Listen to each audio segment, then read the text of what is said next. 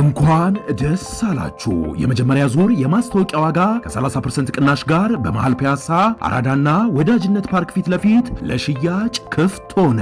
ከ15 ዓመት በላይ በዘርፉ ትልቅ ልምድ ያካበተው ሜሪትስ ፕሮፐርቲ ቀድሞ ለሚመዘግቡ 20 ሰዎች ብቻ በተደረገ 30% ቅናሽ ማለትም ባለ 2 መኝታ በ720 ሺህ ብር፣ ባለ 3 መኝታ በ1 ሚሊዮን ብር በ10% ቅድመ ክፍያ ከ40% የባንክ ብድር ጋር ማግኘት ይችላሉ። ምን ይሄ ብቻ! በልዩነት ለ20 ደንበኞቻችን ታላቅ ቅናሽና በቤተሰብ አሊያም በቡድን ሆኖ ለሚገዙ ደንበኞቻችን ልዩ የቤተሰብ ቅናሽ አቅርበናል። ፈጥነው ይመዝገቡና ከባላዮቹ አንዱ ይሁኑ። ታዲያ ምን ይጠብቃሉ? አሁኑኑ በ0939 04 9839 ላይ ይደውሉ።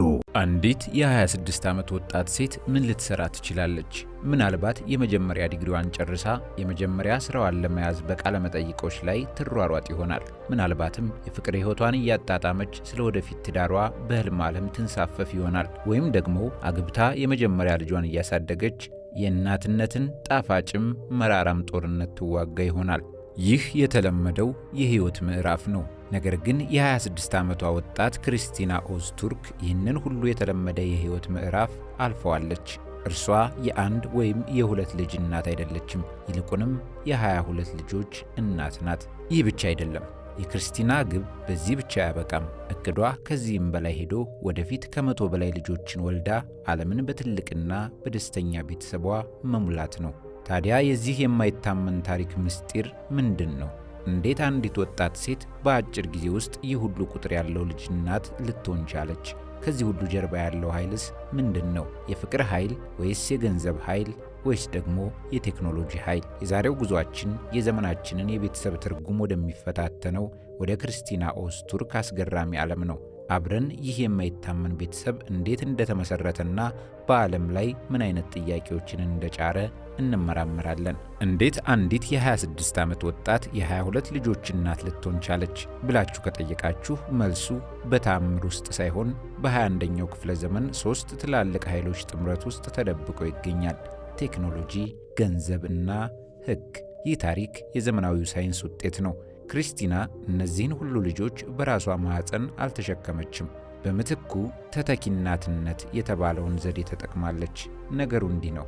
በመጀመሪያ ልጆቹ የእርሷና የባሏ ባዮሎጂካል ልጆች እንዲሆኑ ከሁለቱ የተወሰደው እንቁላልና የወንድ ዘር በቤተ ሙከራ ውስጥ እንዲዳብር ይደረጋል። በዚህ መንገድ የሚፈጠረው ጽንስ የክርስቲናንና የባሏን የዘረመል መረጃ ይይዛል። ይህ የባዮሎጂካል ጽንስ ከተፈጠረ በኋላ በአንድ ጊዜ በበርካታ ሴቶች ማኅፀን ውስጥ በጥንቃቄ ይተከላል። ክርስቲና ብዙ ተኪ እናቶችን በመቅጠርና ይህንን ሂደት በአንዴ በማከናወን ነው ልጆቹ በተከታታይና በቅርብ ጊዜ ልዩነት እንዲወለዱ ያስቻለችው።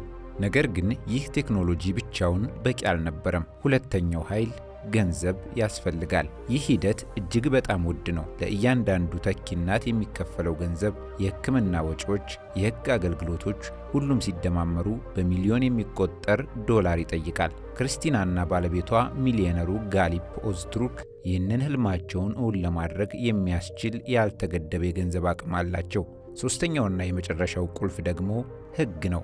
በብዙ የዓለም ሀገራት የንግድ ተኪ እናትነት ሕገወጥ ነው። ነገር ግን ክርስቲናና ባለቤቷ በሚኖሩባት በጆርጂያ ሀገር ይህ በሕግ ይፈቀዳል። ይህ ምቹ ሕግ ለህልማቸው መሳካት የመጨረሻውን በር ከፍቶላቸዋል።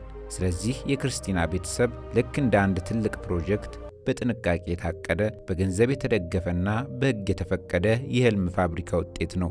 ቴክኖሎጂ፣ ገንዘብና ሕግ ሲዋሃዱ የማይቻል የሚመስለውን ነገር ሁሉ እውን ማድረግ እንደሚችሉ ሕያው ምስክር ነው። አንድ ሕፃን ማሳደግ ምን ያህል ከባድና የሙሉ ጊዜ ሥራ እንደሆነ ወላጅ የሆነ ሁሉ ያውቀዋል። እንቅልፍ የሌላቸው ሌሊቶች፣ የማያቋርጥ እንክብካቤ፣ ስሜታዊና አካላዊ ድካም። እስኪ አሁን ይህንን ሁሉ በ22 እናባዛው። የክርስቲና ኦዝቱርክ ቤት ተራ ቤት አይደለም፣ ይልቁንም አንድ ትንሽዬ መንደር ነው። በውስጡ 22 ሕፃናትን ይዟል። አንዳንዶቹ ገና ዳዴ የሚሉ፣ ሌሎቹ መራመድ የጀመሩ ናቸው። የሕፃናት ሳቅ፣ ለቅሶና ጫጫታ የቤቱ የየዕለት ዜማ ነው። ይህንን ግዙፍ ሥራ ለማከናወን ክርስቲናና ባለቤቷ ብቻቸውን አይደሉም። ቤታቸው በበርካታ ተንከባካቢ ሠራተኞች ወይም ሞግዚቶች የተሞላ ነው። እነዚህ ሠራተኞች በፈረቃ እየሰሩ የሕፃናቱን የየዕለት ፍላጎት ያሟላሉ። ከምግብ ማብላት እስከ ዳይፐር መቀየር፣ ከመጫወት እስከ ማስተኛት። ታዲያ በዚህ ሁሉ ግርግር መሃል የክርስቲና የዕለት ተዕለት ሚና ምንድን ነው? በእርግጥ እርሷ የልጆቹ ባዮሎጂካል እናት ናት። ነገር ግን እያንዳንዳቸውን በተናጥል የምትንከባከቡበት ጊዜና ጉልበት ይኖራታል ወይስ ሚናዋ ወደ ሌላ ነገር ተለውጧል? ብዙዎች ክርስቲናን ሲመለከቱ የሚያዩት እናትን ሳይሆን የአንድ ትልቅ ተቋም ዋና ሥራ አስፈጻሚን ነው። እስኪ ያስቡት። እርሷ የተንከባካቢዎችን የሥራ ፕሮግራም ታወጣለች፣ የሕፃናቱን የምግብ ዝርዝር ትቆጣጠራለች፣ የቤቱን በጀት ታስተዳድራለች። ሁሉም ነገር በሥርዓትና በፕሮግራም መከናወኑን ታረጋግጣለች። እርሷ የዚህ ግዙፍ የቤተሰብ ማሽን ዋና ሞተር ናት። ይህ እናትነት የሚለውን ቃል በአዲስ መነጽር እንድንመለከተው ያስገድደናል። ክርስቲና ልጆቿ የሚፈልጉትን ነገር ሁሉ እንዲያገኙ፣ የተሻለውን እንክብካቤ እንዲያገኙ ሥርዓት ዘርግታለች። በዚህ ቤት ውስጥ የእናትነት ትርጉም አዲስ ገጽታ ይዟል። ፍቅር በግላዊ እንክብካቤ ነው ወይስ በትክክለኛ አመራር ነው የሚለካው? ይህ የክርስቲና ታሪክ ከሚፈጥራቸው ትልልቅ ጥያቄዎች አንዱ ነው። የክርስቲና ኦዝቱርክ ታሪክ ዓለምን ለሁለት ከፍሎታል። በአንድ በኩል በሚሊዮን የሚቆጠሩ አድናቂዎች አሏት። በማህበራዊ ሚዲያ ላይ የቤተሰቧን ውብ ፎቶዎችና ቪዲዮዎች ሲመለከቱ በፍቅርና በአድናቆት ይሞላሉ። ለእነርሱ ክርስቲና የዘመናዊቷ ሴት ተምሳሌት ናት። ለቤተሰብ ያላትን ጥልቅ ፍቅርና ህልሟን እውን ለማድረግ ያላትን ቁርጠኝነት ያደንቃሉ።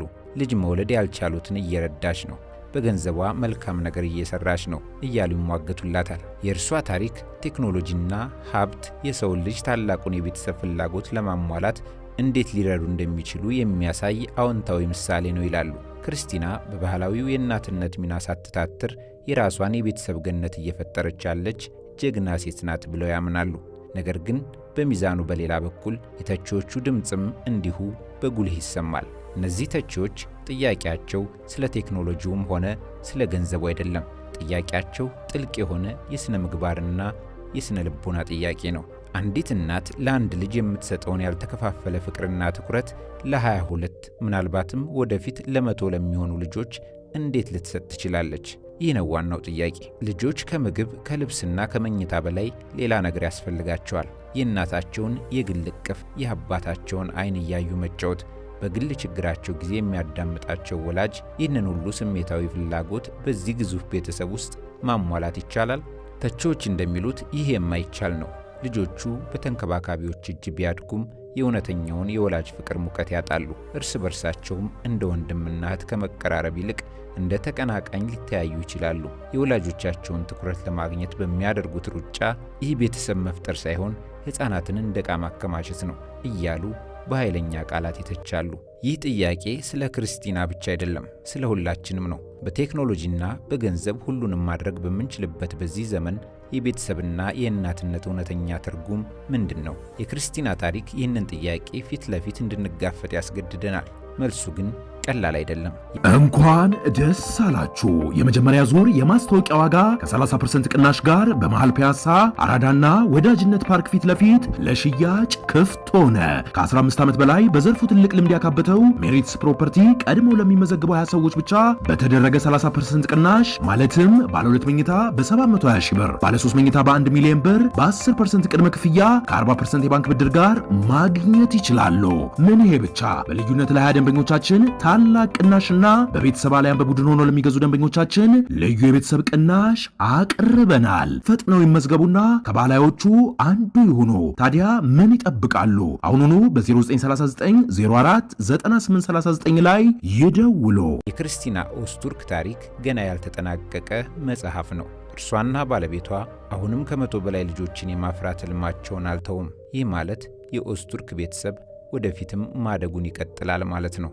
በዓመታት ውስጥ ይህ ቤተሰብ አንድ ትንሽ መንደር ሊሆን ይችላል። እስኪ ለአንድ አፍታ የወደፊቱን በምናባችን እንሳል። እነዚህ 22 ምናልባትም 100 የሚሆኑ ልጆች ሲያድጉ ምን አይነት ግንኙነት ይኖራቸዋል? በአንድ ግዙፍ ቤት ውስጥ ነገር ግን በተለያዩ ተንከባካቢዎች እጅ ያደጉ ልጆች እርስ በርሳቸው እንደ እውነተኛ ወንድምና እህት ይቀራረባሉ ወይስ የወላጆቻቸውን ውስን ትኩረት ለማግኘት በሚያደርጉት ፉክክር እንደ ተቀናቃኝ ያድጋሉ? እያንዳንዳቸው የራሳቸውን የግል ማንነት የመገንባት ዕድል ያገኛሉ ወይስ በታላቁ የኦዝቱርክ ቤተሰብ ጥላ ስር እንደ አንድ የቡድን አካል ብቻ ይተያያሉ?